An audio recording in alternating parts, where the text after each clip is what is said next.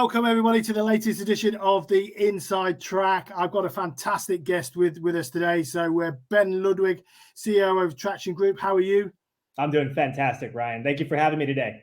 Oh, absolutely. Now we've sort of hit and miss a few times on getting you on, and I was really keen to talk to you because you're pretty much everywhere. If you have a look from podcasts to magazines to you get yourself in quite a lot of things, and obviously got a lot to say. So we're thankful to. I'm thankful to have you on. So probably the best place to start, Ben, because obviously we're predominantly UK, but obviously we have a few US guests on. Do you want to give us a quick rundown in terms of your career, what you have done in the past, what you're currently doing? Yeah. So I've been in the industry for, going on 16 years now, Ryan. I started as a trainer, worked my way up through a couple of startup companies. And through all of that entrepreneurial experience, I ended up getting on with F45 headquarters actually for quite some time, which is where the majority of my global experience came from. So I started as a consultant in the US. Obviously F45 has been kind of through the ringer. The sales growth where we had a ton of franchisees and then all the issues that headquarters has had in the past. And anyways, through all that, I ended up doing a lot of trainings. So I started consulting around the globe. I started doing trainings on sales, marketing, operations, kind of the whole nine when it comes to how to operate a studio. Ended up making a lot of connections across the globe with F45 specifically. And then actually through those trainings, I ended up getting recruited to teach induction. So I started teaching new franchisees A to Z, how to be able to operate a studio. And that was a lot of fun. I did that for a few years. And then through that, I actually ended up making quite a few connections with franchise owners that were growing. And that's where my step over into Traction Group came into play. Is there was a group of guys that I just really enjoyed working with. Yeah. And the principal owner actually told me multiple times, we're going to work together someday. We're going to work together someday. And sure enough, here we are. I've been with Traction Group for about a year now. We currently own and operate 9 F45 studios. And we're wow. Yes. So we're growing. So the goal is to get to 30 plus F45 studios. And then we're also diversifying brands into recovery and wellness and things like that as well. So we're on a rocket ship, Ryan. Well, that's the best place to be, is on the way up rather than on the way down. Yeah. But I tell you what's interesting though, because you say obviously F45 has gone through a roller coaster, hasn't it? But it's really interesting because obviously everyone looks at it and goes, F45, they're struggling and whatever, and you sort of go, as a brand, as a main head office, they've probably had a few tough times. But I think in terms of the actual units, there's still a really strong business there. And I think people have to understand there's a massive difference between that head office structure and function and then what the clubs do. Because, I mean, there's thousands of clubs around the world. I mean, I don't know how many is in the US, but it's still a pretty strong business proposition. It is. And that's actually why I decided to stay within F45, Ryan, because over the years, I've actually done a lot of independent consulting myself as well. So I've consulted independent gym owners. I've consulted other boutique brands, other major commercial brands. And through all of my consulting, I personally believe that F45 has a very strong product, that you just have to have a very strong operator to be able to find how to take that product and give it to the consumer. Because what happened is, when I was consulting for F45 headquarters, the majority of the boxes were managed by individual owner operators. Yeah. So what happens is when you get to 2,000 locations with independent operators, everybody's doing their own thing.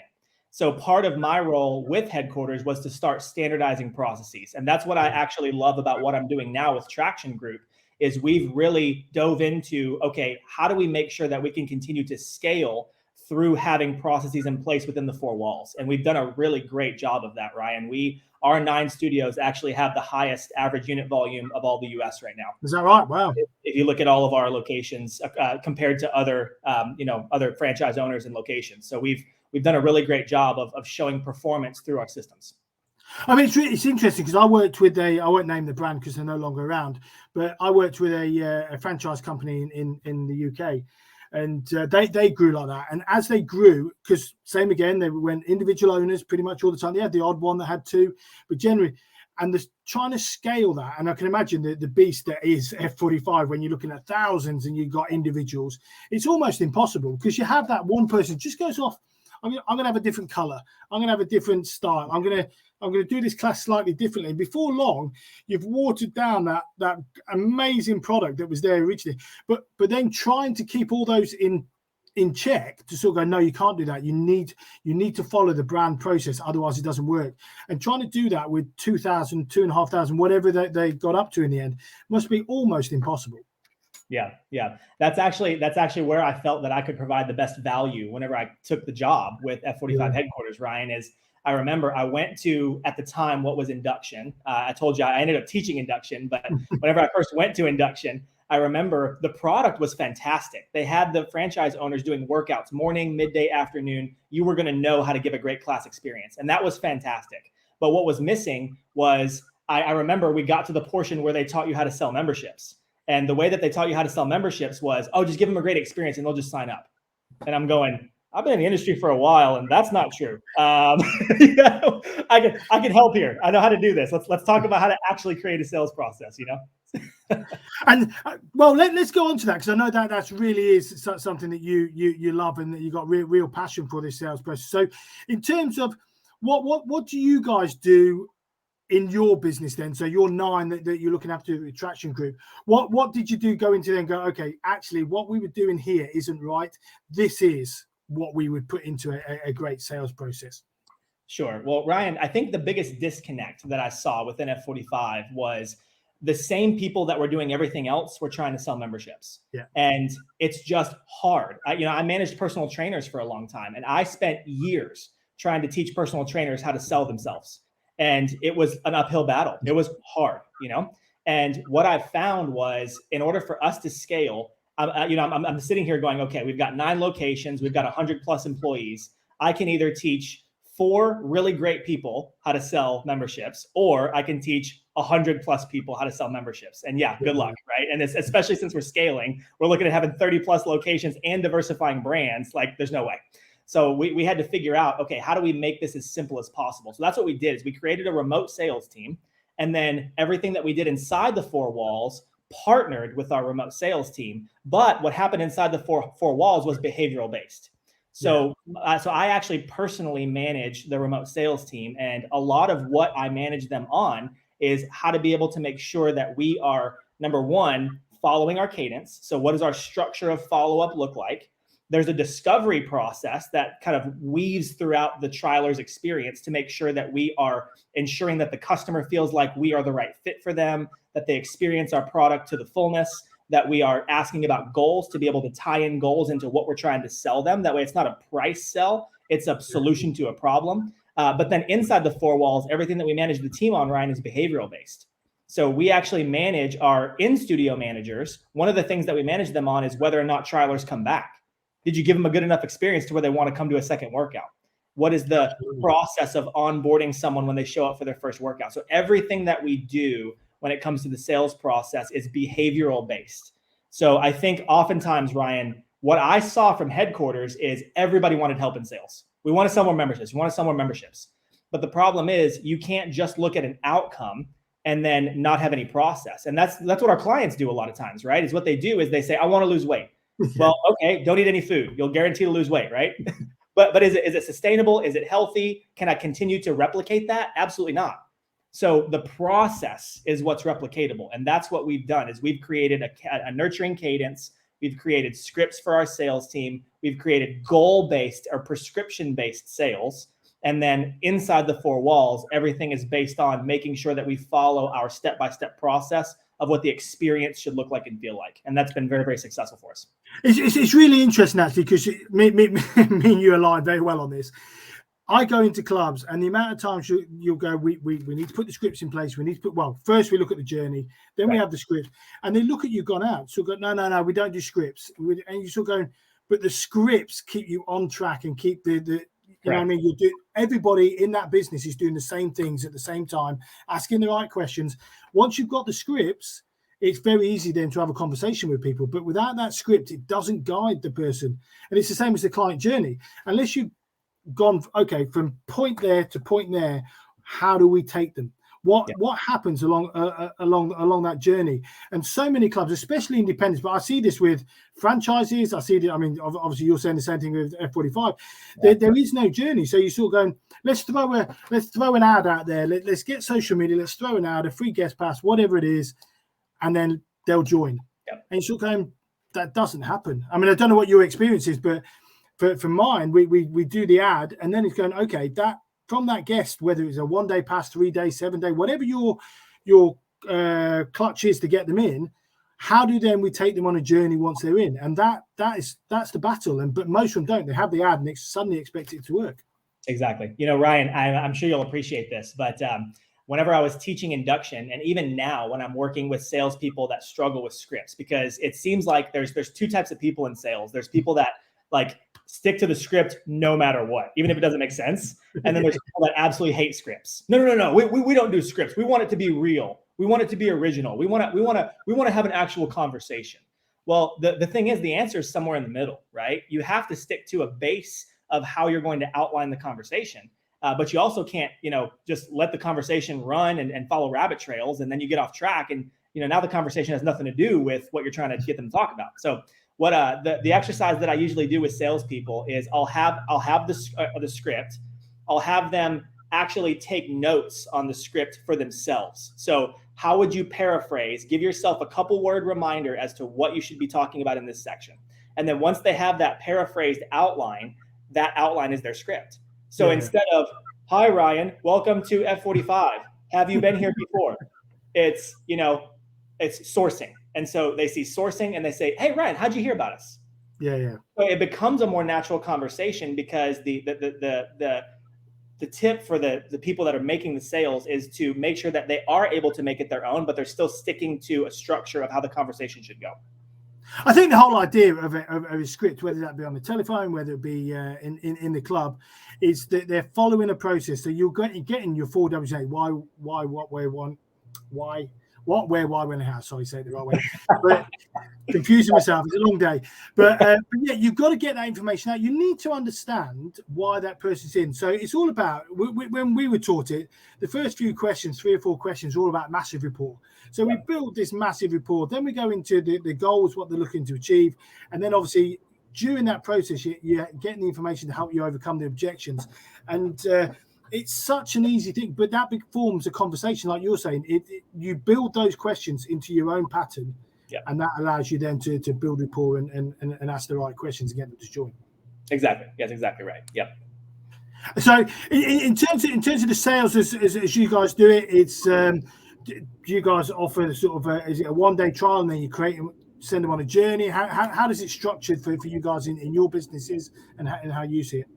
Yeah. So Brian, the boutique space, as I'm sure you're aware, is a little bit more exclusive. You're going to have a much smaller member base as opposed to a larger commercial gym. So because of that, there's ways that we want to try and make it more exclusive. So a couple things that we do is in all of our studios, we offer a 3 consecutive day trial that's paid.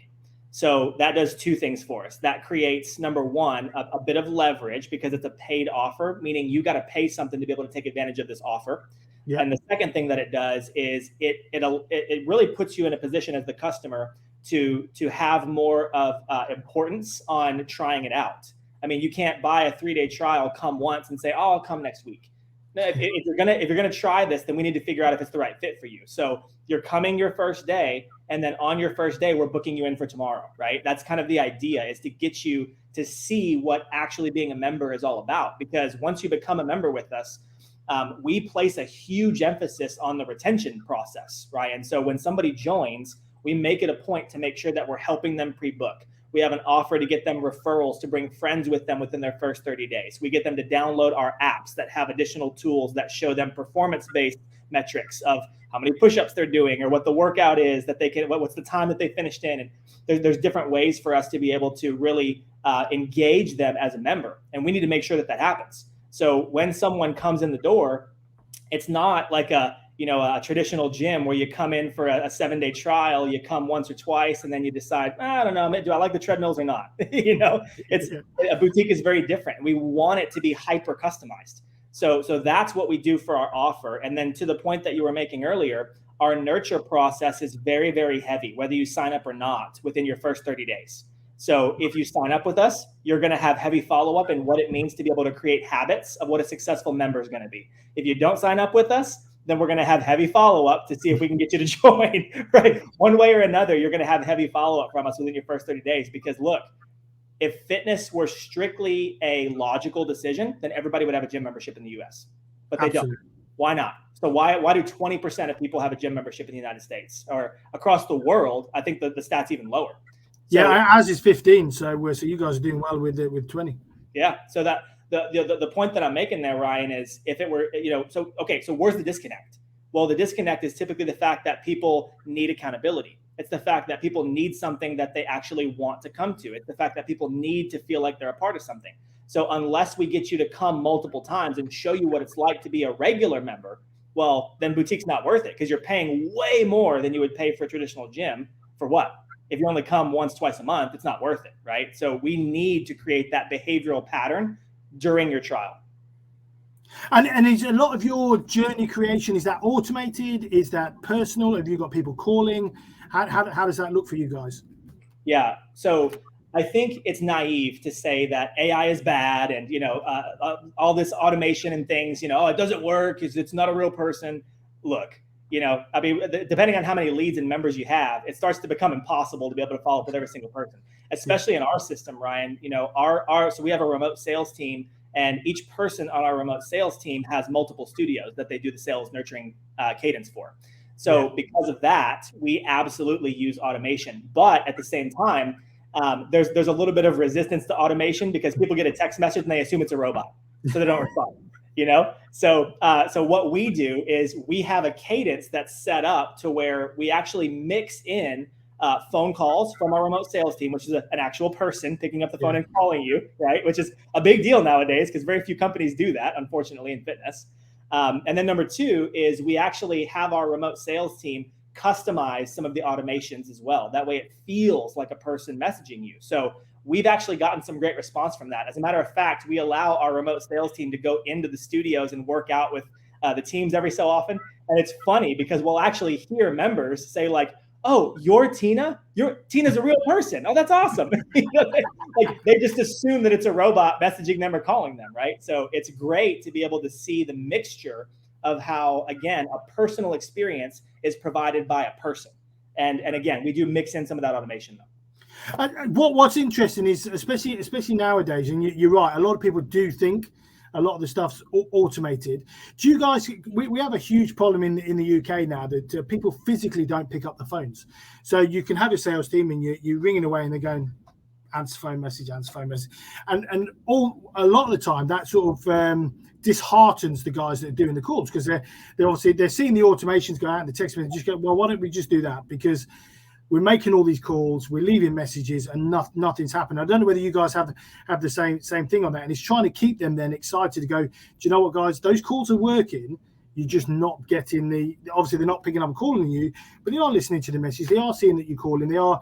So I don't know whether you guys have an answer to that, or whether you have the same problems as we do. Yeah. So yes, Ryan, but it's also a matter of orienting your sales team as to what to expect. If you don't give somebody the proper onboarding as a salesperson and they expect people to pick up on the first try, you're in for a rude awakening, my friend. So what we've done is two things that we've done. Number one is we've ensured to onboard and train our sales team to understand the expectations. So we've seen a lot of reports, Ryan. I mean, people don't pick up the phone until the 11th to 18th contact, statistically speaking. Crazy, isn't it? What we've seen with an F45. So that's a lot of contacts. So you can't give up on people, right? And the other statistic that I've seen is most salespeople give up after the second or third try. So it's amazing actually, because when I joined the industry, I don't know how old you are, Ben. I'm 47, so it was back in the late 90s I joined, and but back then it was you picked up the call. Obviously you didn't have text message and all that sort of thing, but generally they worked on sort of 7 points of contact, and generally someone was joining. I watched something the other day, and it was 28 points now. It's up to, and you think crazy. That is crazy. But what's scary is clubs have gone the other way. Whereas back in the late 90s, early noughties, you probably were making 7, 8, and you just kept going until that person said, no, go away, leave me alone, or they opted out. Well, back in them days, you didn't even have the ability to opt out. The internet wasn't that old, which is quite scary. But you couldn't opt out. There was no automated thing. So people just kept ringing until you finally picked up and went, no, leave me alone. But now, like you say, it's 2 or 3 times, and you're sort of going, whoa, the actual need is 3, 4, 5 times what it was previously. But the actions we're taking is a quarter of what we used to do. So there's a sort of disconnect in terms of the expectations. Absolutely.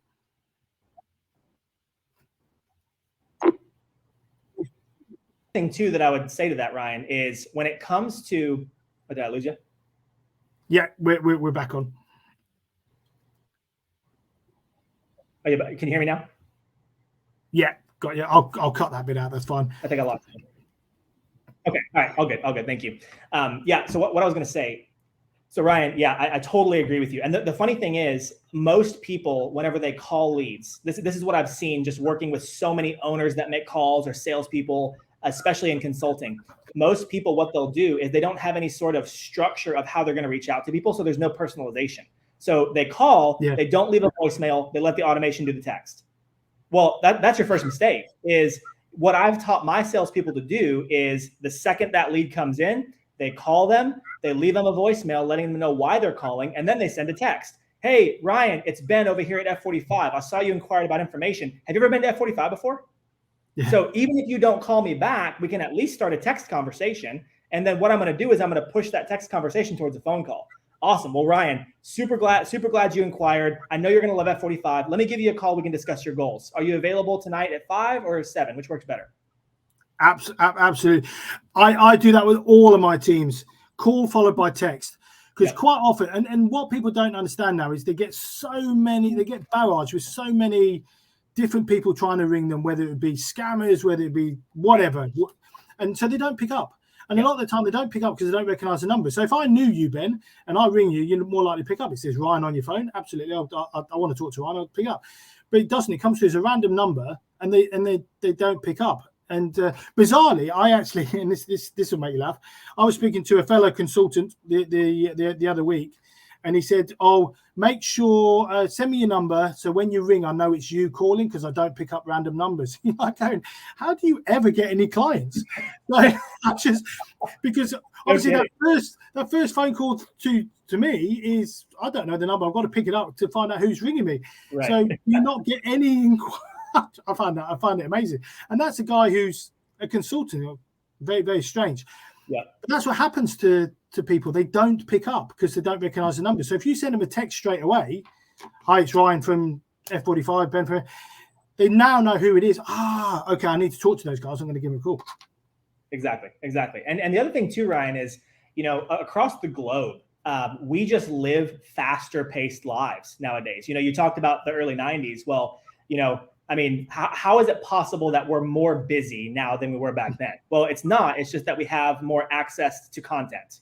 We're on our phones 24/7. We're getting 1,000 emails a day. We're getting phone calls from random numbers. We have more meetings. We're more accessible because we have Zoom, things like this. There's no way we would have this interview without the internet, right? So all of these things are bombarding us for our attention.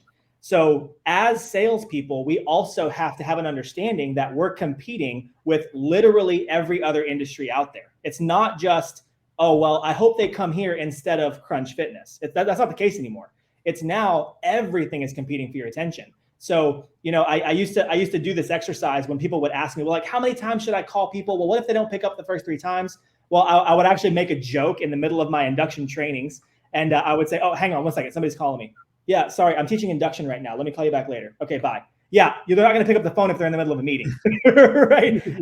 And the idea behind that joke was, look, people are legitimately busy. Just because they don't pick up the first 3 or 4 times doesn't mean they're ignoring you. They might just be busy. So text them and start the conversation that way. If that starts to pick up the conversation, you already have some rapport because they're responding back to you. You know that they're legitimately interested. So now try and schedule a call or try and call back again now that you have some rapport with them and they recognize the number. Something's going to give with your hot leads. And that's the idea behind the nurturing cadence. And as I mentioned earlier, orienting your sales team as to what to expect. Because if they just assume people are going to pick up, like, I mean, think about how horrible of a life that is. You sent your information to me. Why aren't you picking up the phone? It's miserable. I tell you what's funny is I've got teenage kids. So my eldest is 18 and then 13 and 14. And trying to get them. So if they want to I don't know, go somewhere, or my daughter the other night, she wanted to order a Chinese just for herself. I fancy this. And fine, go and do it, but you need to call them. And the shock on her face that she had to make a telephone call. And it was just like, and that's the same with obviously when clients are getting the call in, they just don't want to talk on the phone anymore. And that age group now, they're so used to TikTok, Instagram, well, that's how they communicate. They don't communicate by telephone call anymore. So whilst we're a little bit older, or the sales team, we're telling them that they need to call, I think we have to be open to sort of go, well, actually, some people don't want it. They'll send you their phone number, but that's not to call them. That's the text. That's the WhatsApp. That's the treat me in a different way, because I don't want to speak to you, Ryan.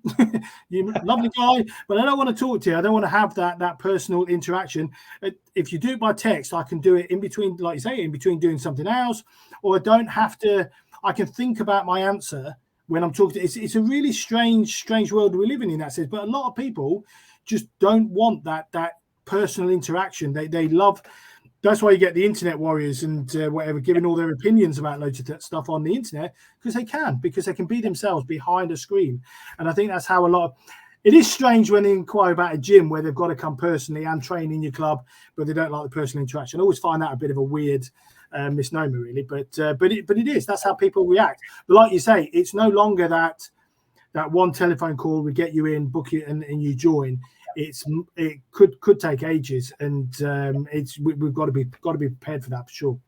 The other thing that I actually like about sales in the fitness industry too, though, Ryan, is, as you mentioned, so many people nowadays don't really know how to have an effective phone conversation. Which, guess what that does? That makes it that much more valuable when you do know how to do it well. When you know how to truly negotiate, when you know how to truly network, when you know how to actually connect someone to a community, it becomes that much higher of a commodity. And, I was actually talking to someone that I mentored for some time just this past week, and they're getting out of college, and they've been an intern with this company, and they're looking at getting into sales. But there's also some other opportunities, like they've got an opportunity to maybe get into the marketing department, or, maybe be somewhat in operations. And my advice to this person was the same advice that I give to most people when they're first starting off their career, is get into sales, because the negotiation tactics, the communication skills, the people influence that you're going to gain, the lack of fear of rejection, because you're going to get rejected literally every day. When you can get over that fear, right, you become so much more powerful, because now it's no more a fear of, what are they going to say? It's, we'll see what they say. Yeah, absolutely. So that was the advice that I was giving this person, is just get into sales, because it's becoming less and less of a huge pool of people that are actually good at these conversations. So you become that much more valuable by being able to communicate effectively, or being resilient and not fearing failure. Those are skill sets that are going away because of the mobile life that people live. I think as well, especially in fitness, funny enough, I was having a similar conversation not long ago. And I think the way our industry's changed massively, I don't know what it's like in the US, but definitely in the UK, whereby when I was growing up, you went into gym instructor, maybe PT, but you went into management, which generally meant sales. You were a duty manager, but it's sales. And you went through that route up to management, and then obviously you move forward.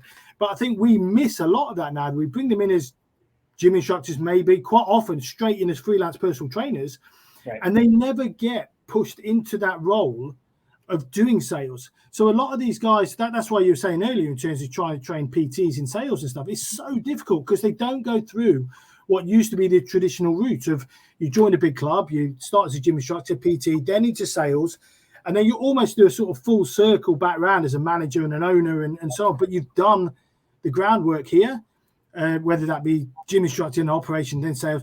You don't have that now. A lot of them are brought in straight in as freelance PTs, and they've missed all that schooling. So you're sort of then going, they've got no sales, they've got no operations, but they're very good at as an instructor, as a PT. But we've lost all that sales ability. So I think you guys have done the right thing in terms of going, right, let's not use the PTs on the ground. Let's have a dedicated sales team. And I think if you can, as a business, do that, I think there's absolutely huge benefits in doing so. There is, Ryan. And I can actually speak to some of the results of how we've been able to grow the way that we have by creating that model. Because what we've done is, look, if you've had someone on your team in the past that's been great at sales, like they're just a unicorn. As I mentioned, even 10, 15 years ago, there wasn't a huge abundance of people that were just great at sales, right? You either had to teach it or you had to find the people that had the right characteristics and then coach them into how to be great at sales. And it's no different nowadays. So, we have found our unicorns, put them on that side of the business. And then what that's done is that's allowed us to be able to take part-time trainers and get them into management. Ryan, every single one of our studios has a promoted head trainer inside of it. Wow. So all of we have 0 external hires right now as a company. And don't get me wrong, we've got all our ads posted. We do interviews. We pair these interviews of external candidates with our internal candidates. We've opened up new studios and acquired studios and paired the current staff with our staff that we wanted to promote. We've even actually hired a few external candidates, and they've all fallen off.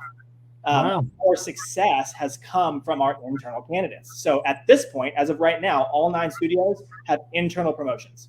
And I say that because, again, we've been able to separate and set very clear, specific expectations for a part-time staff member to where they know exactly what to expect stepping into a full-time role.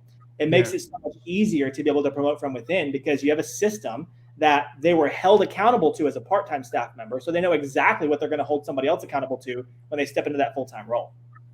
And just from a sort of sales role, what characteristics do you guys look for? Because obviously we've talked about in terms of they're almost like unicorns. So what are you guys looking for your business when you do either bring someone through or look to hire externally? So my 3 are going to be a little bit different than probably what you've heard in the past, Ryan. So most people, when they're looking for salespeople, they're looking for charisma. They're looking for people that are outgoing. They're looking for the belle of the ball, the party animal, like the person that's just super outgoing, extroverted.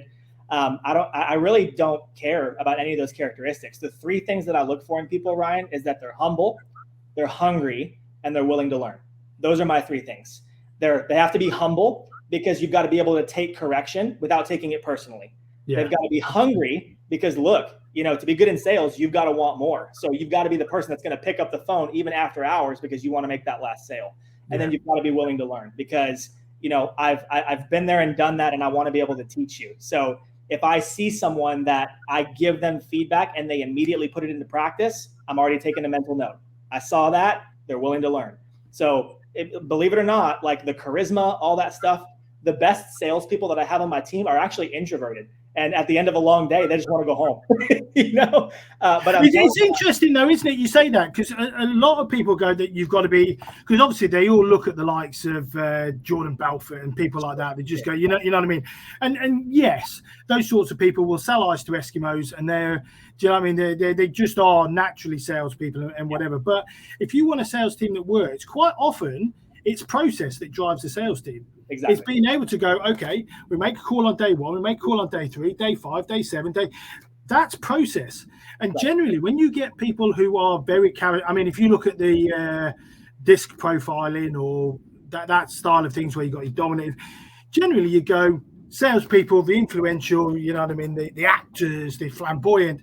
But quite often those people are dreadful at admin.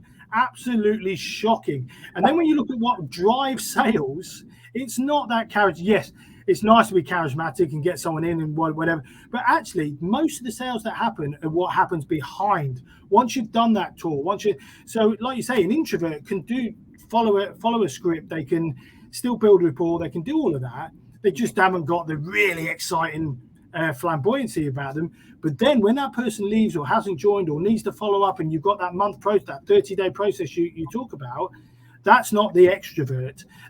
Then they don't want to do that. They want to speak to people. They want to be exciting. They want to talk and a bit like I'm doing hands everywhere. But they hate that. They hate that process stuff behind the scenes. And I've always said it. I'm generally more extroverted than introverted. Yeah. I'm not an admin person. It's not I really have to work hard on that side of what I do. But if you get a true extrovert, they're shocking at that. You spend more time as a manager managing the stuff they haven't done than the good stuff that they do. So I'm behind you 100% on that. Yeah, I learned that lesson the hard way, Ryan. Whenever I didn't give you much of my background, but I actually accepted my first regional manager job at the ripe young age of 22. Wow. Had no clue. I mean, I was in the right spot at the right time. I mean, God said, have it. Good luck. And that was the first lesson that I learned, because as you can probably guess, Ryan, I'm an extremely extroverted person. I mean, I've always been the mayor of every club that I've oversaw. I mean, I love the staff. I love the members. I'm energized when I leave facilities. Like I just love people. That's just me. So what I did was I stepped into that role. I was overseeing 8 facilities. And at the time I was going, all right, I just got to find 8 Bens. So I interviewed 1,000 people and just picked the ones that were most like me. I had no clue what I was looking for, no clue what a process should look like. And look, Ryan, for the short term, it can be done. We set records. I mean, we sold more personal training than had ever been sold out of those locations. And we did great, but I didn't know why.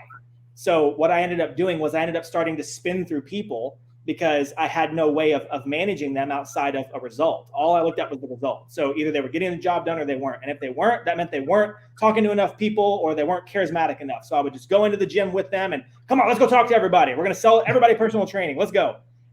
So because there was no process, it wasn't replicatable. It wasn't sustainable. And I ended up spinning through staff because I had no way to be able to teach them how to teach others. So we didn't grow as a leadership team because all we were doing was, whatever it takes, guns blazing. So over time, I started learning more about what sales actually meant. And to your point, what a system should look like. And when we started building structures of systems, that's when I really started to understand what it meant to manage high, successful, long-term performing teams, as opposed to just, let's get it done and breaking a record this month only to have to start over next month and have the same message. Let's break another record. I've been in teams like that. Yeah, exactly. But the great thing is then, because you've learned that, and I mean, you're very lucky. You learned that at a young age, so you've been able to take that forward with you throughout your career. Then sort of going, okay, what makes that perfect team? Because that also makes a big difference. You sometimes I think you need that odd extrovert on the team because that drives the excitement in the team, and then obviously you build everything around that, and you sort of forgive them for the bits they miss, but obviously then it allows the rest of the team to perform as well. So I think it's having that balance, isn't it? I mean, you can go into depth, can't you, with the team dynamics and things like that, but it's worth having that. But like you say, it's having introverted people generally tend to drive, because there's a big difference, isn't there, between shy and introvert. It's how you like to interact, I think, is the big thing. Yes. Yeah. The best way that I've heard it put is what we tend to think of extroverts is that extroverts love being around people and introverts hate being around people. Well, that's not necessarily the case. It's more so energy drain. Extroverts are actually energized by being around people, whereas introverts are drained by being around. It's not that they don't like being around people. It's not even that they're not great speakers or not great around people. It's just that it takes it out of them. So at the end of a 100 phone call a day, they need to take a nap. Well, so someone explained when I worked for Marriott, someone explained it really, really well in terms of they had an introverted child, and they were saying when that child's at school, brilliant, loves being, but as soon as they came home in their room, shut the door, got a book out and wore their headphones on, and that was it. They didn't interact at home, and they thought something was wrong from it, and then they worked out that's what's happening. They're going to school, they have an amazing time, but it drains their battery, and the only way they can then recharge their battery is time on their own, reading, doing that. And when they work that out, it's like, actually, now they're in a happy place, you know what I mean? They're recharging their batteries. They just don't need people. When if you're an extrovert, generally you have to be around. I've always found it more difficult since I've worked myself as an entrepreneur because I'm on my own a lot more. Yeah. So as an extrovert, I liked being in big teams and driving big teams, and I got my energy from that. And the more now I work on my own, I have to go and seek that. Right. So I'll be the one at the gym that's talking to everybody, and everyone's going, what is he a little bit mad? but it's just that's my way. I go there. My kids laugh because I'll go to the supermarkets and I'll talk to the checkouts and I'll have that, and they go, "What are you doing, Dad? Just leave them alone." And it's just like, well, that's just me. But that's because I'm an extrovert and I'm trying to get that energy, isn't it? Whereas other people will just go through the checkout, beep beep beep, thank you very much, I'm gone. And it's but I think it's worth understanding that with our clients as well when you're doing sales is understanding how people react and how people are. Because do you do much personality work with your sales team? Do you get them doing things like personality profiling and stuff, or do you keep it relatively simple? Yeah. So at this point in our business, Ryan, we've kept it really simple, and the reason we've been able to do that is because, again, we've really tried to create the vision with our teams of where we're going. And through creating that vision, we've been able to have people that have raised their hand and said, "Hey, I want more. Like, what could this look like for me?" We've had, managers inside of our studios identify people and say, "You need to be in leadership. Let me bring you alongside me. I want you to see what I do. I want to bring you with me." So I think we've been able to create enough vision for our team that we haven't at this point had to really get into the personality structures of it. Because if you ask my teams, Ryan, they're going to tell you humble, hungry, willing to learn. They know what we're looking for, So again, I think if you're trying to grow a company, you've got to be able to have a very clear set of what you're looking for in people, what sort of characteristics you want, and what it takes to be able to grow. Because, different people have different versions of what success look like. For some people, success is just being able to pay their bills, but I can go home whenever I want or take vacation whenever I want. For other people, it's the traditional, I want a higher title, I want more money. So that's going to look different for everybody. And when you're growing a company as an entrepreneur, this, Ryan, sometimes growing a company comes with, late nights. It comes with hard decisions. It comes with, having to change the structure of what you're doing completely around. I mean, we didn't have a remote sales team when I got here. We had to figure out how to mold that and make it a part of our business. And that was hard. Some people didn't think it was going to work. Some people didn't really like it, So anytime you go through change, it can be tough. So yeah, I think for us, it's more so we've tried to really, really create a clear vision of what we're trying to do going forward and who we're going to do that with. And that's been able to rise the right people to the top for us. Well, it sounds like it's working, absolutely, for sure. So well done on that. Now, just before we go, it's always good to pick your brains on things. I mean, how do you think the industry is looking? I mean, obviously, there was the big news with F-45 and their struggles, and they're sort of turning it around a little bit now. Where do you think the industry is going? Do you see huge growth continuing, or do you think we're going to stagnate? What's your thoughts on that? I do, Ryan. It almost makes me laugh because, of course, everybody knows what F-45 just went through with the massive layoffs and the change of C-suite and all the things that they've done. And then was it last week? Some reports came out about Exponential Fitness, about how, they've got some issues with their books and whatever. And, it's like, I'm not saying like, oh, well, that none of that matters. Because of course, obviously they have to show a return to their investors. But at the same time, the boutique space is still very heavily on the rise. I mean, the thing is, Ryan, if you spend time in these major cities around the globe, you're going to see that people are starting to gravitate towards more personalized fitness experiences. And now more than ever, people are even more interested in things that had no place in a gym 10 years ago. I mean, think about how huge the recovery space is now. Like, nobody was stretching in the gym 10 years ago. Like, they took group fitness classes or they lifted as heavy weights as they possibly could. That was kind of all there was, right? So the evolution of the industry is the knowledge that people now have, understanding that mobility is so much more important. Recovery is so much more important. I've got a buddy who is the president of a recovery brand that does IV drips and things like that. Wow. And I was talking to him about how he has even set up partnerships with commercial gyms at this point, to where, even the big box that is known for just having heavy weights now is even looking into how to be able to provide drip therapy to their clients, next to the childcare, right? It's crazy how the industry is evolving. And what I believe is that you're going to see a change to where I really think the high volume, low price point is going to have much, much less margin, because people are going to be willing to pay for a more customized experience. That's why our brands that we are investing into with Traction Group are so heavily boutique and customized, because we believe that people are going to pay the higher rates for what they believe is worth their time and money. I think so. I think since the pandemic, I think people's mind shifts changed, because we went through quite a big period where everything was going to budget. Right. So all the new clubs that were coming, it was all budget, especially in the UK. I don't know what it's like over there, but very much budget. You know, rented treadmill stuff, get them in, no service. And then I think it changed because people started looking at their health and going, actually, I don't know. I don't just want to turn. I want an experience now. I want someone to show me how to do it. I want to get results. I don't just want to turn up at a gym, jump on a treadmill or push them away. And since then, I think the boutiques, especially I think personal trainings, group PT is flying. You know, the F45 style. I mean, if you look at the fact that obviously F45, Orange Theory, all those, that's grown massively. And I think so from a clasp and experience, that's what people are looking for. It's no longer I just want to turn up and do gym. I want an experience. I want to use it as my entertainment as well as a way of getting fit. So I absolutely 100% behind you. I think boutique and that wellness, move to wellness as well, that's the way that the industry is going. And I think people are willing to pay.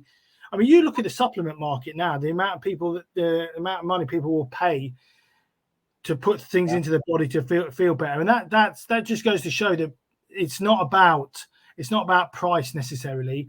It's about experience, what people are getting from it and the results. And the more we can do that, I think hopefully we can get from 20 to 25 to 30 to 40 and get more people into it. And I know there's a lot of things changing in America. Obviously, you've had that new policy in Parliament in the Senate, haven't you? With was it FIT? I think PHIT. Push the through with the. So I think that will help massively with you guys in the US, that people can use their tax savings and so on to put towards fitness. So absolutely, I think that's the way it's going, and it's about time we started in that place. You know what I mean? Where you were giving service, you were helping people, and then for some reason we went down this horrible route of cheapest chips, and no one really got value, and now it's going the other way, which is great. Yes. Yeah, I agree. I think, Ryan, it's really great to see, because here in the United States, I saw some studies that were done through IRSA, and it talked about how nowadays more people are wanting to exercise outside of just losing weight or gaining muscle. They're looking for longevity. They're looking for mental health and well-being. They're looking for social outlets. There's so many different reasons as to why people are exercising now, as opposed to just, I'd like to look good in a bathing suit this summer. It's no longer about just how much weight do you want to lose. So I appreciate that, knowing how, my personal well-being has a lot to do with the fact that I live a well-balanced life, and I know that so many other people can experience that. And the beautiful part about it is, it's July 4th. We're celebrating our independence. I actually sent my team an email this morning, and that's what I said in the email, is I was making sure to remind everybody, we live in a country where we get to pursue our passions and help people live their best life. Oh, and by the way, we get paid to do it. How cool is that? And it's just I still believe we work in the best industry, because we genuinely, it's fun. Yeah. But if you can't have fun in our industry, you know what I mean? We're not selling cars or telecommunicate. It is fun. What we do is fun. It's creative. So we get an opportunity to do things differently. And do you know what? We're with people, which obviously helps as well. You're not a lone worker. You even if you're on your own as an individual, you've got all the members around you. So you're never on your own. And it really is one of the best, most exciting. It's people's downtime. It's people's leisure time. And we get to help people. And the best thing of all of it, and I will go to my grave to keep saying this, is we save lives, we change lives.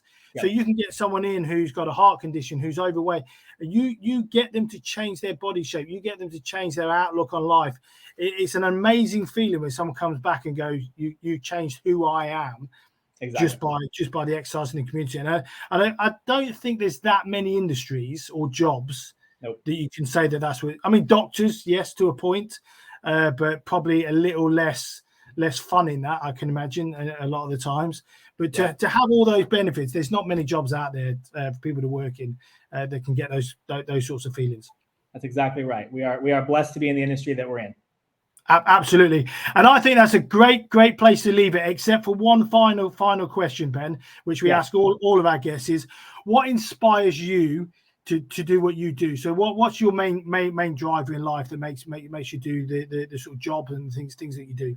That's good. Yep. So Ryan, you before we started the podcast, you asked me a little bit about the other things that I do. And one of the things that I do is I'm the growth pastor with a network of churches called Crosspoint. And as a man of faith, growing up in the church, I always had the leadership characteristics that people identified within me. And for me, as I grew up in the fitness industry, I realized, I had an opportunity to be able to affect way more people than just the people that I knew personally.